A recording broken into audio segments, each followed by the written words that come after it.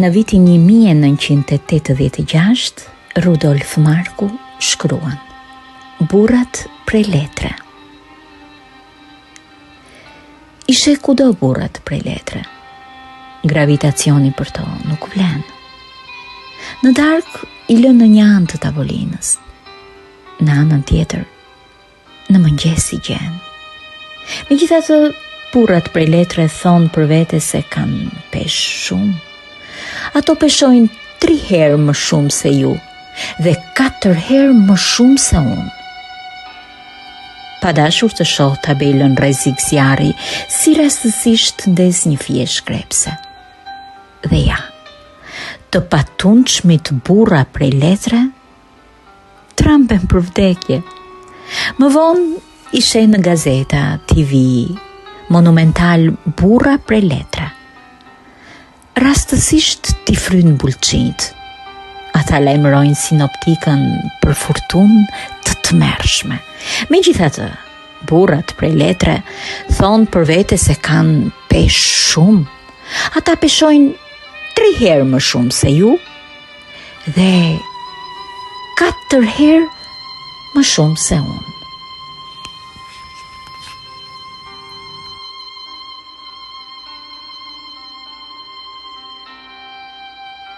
Në vitin 1972, Rudolf Marku shkruan: Balada e njeriut që nuk dua ta njoh.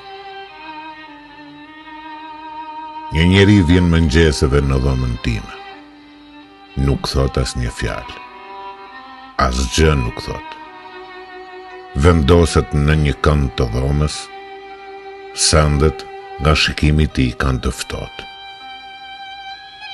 Unë që punova nedve pejsazhin me hënë, tani ndjej pasiguri. Ai nuk beson në shumë gjëra.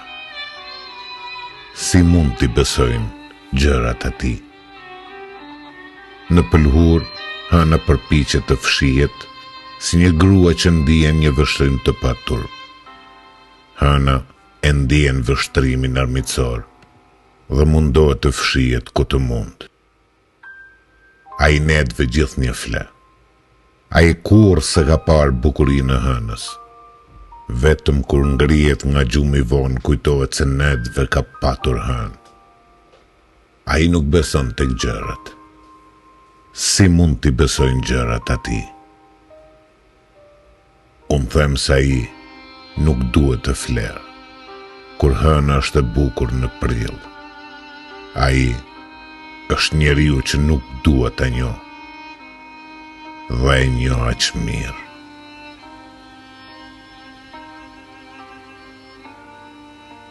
Në vitin 1989, në gazetën Drita, Rudolf Marku publikon Në teatrin e kukullave. Rrin kukullat në radhë, të ngjashëm, aq shumë njerëzit. Veç duart e mjeshtrit të kukullave që i bëjnë të qajnë, të qeshin, nuk duken. Pas perdesh fshihen, aq mirë, sa ti për një çast mendon se kukullat lëvizin vetë, pas një arsye, pas një shkak. Kukulla e parë i nxjerr syt të dytës, që ajo të mos qaj kur. E shtrëngon në gryk të tretën, se thon ajo budallachka e bukur, na pas ka qef të këndoj pa marrë leje, kur ti teket.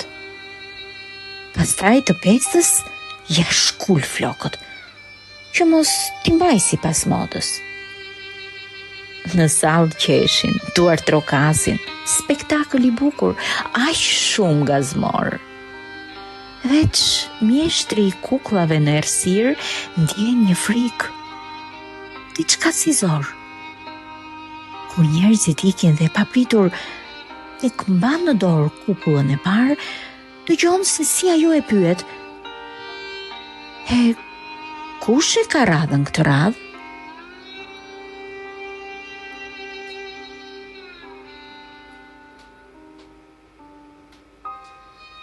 Në shtëpinë e prindërve. Pas udhëtimeve të largëta, pas netve pa gjumë, duke bredhur në qytete të tjera, në biseda miq të zhurmë, pas sukseseve, mos sukseseve, ndarjeve, përqafimeve, jam kthyer I lodhur përsëri sa do vonë, në shtëpinë e vjetër të prindërve. Këtu nuk duan t'ja dinë për lëvdatat a dështimet e mia.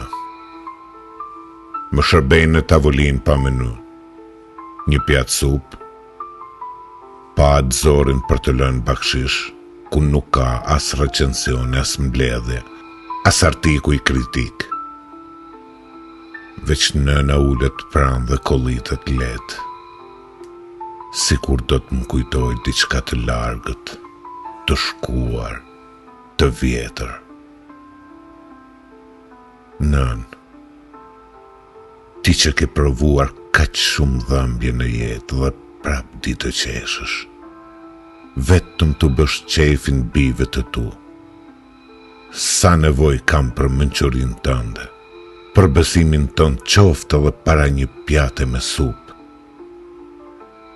se prap do bredh në përbot, në për udhë të vështira, në nëshirat rëbesh, trishtimin e jetës do mbartë si hamal, por ti nën, pa akte të ngatruara proces verbalesh, me zemërgjersin tënde të njohur, më lë trashëgimnin e besimit tënd të madh.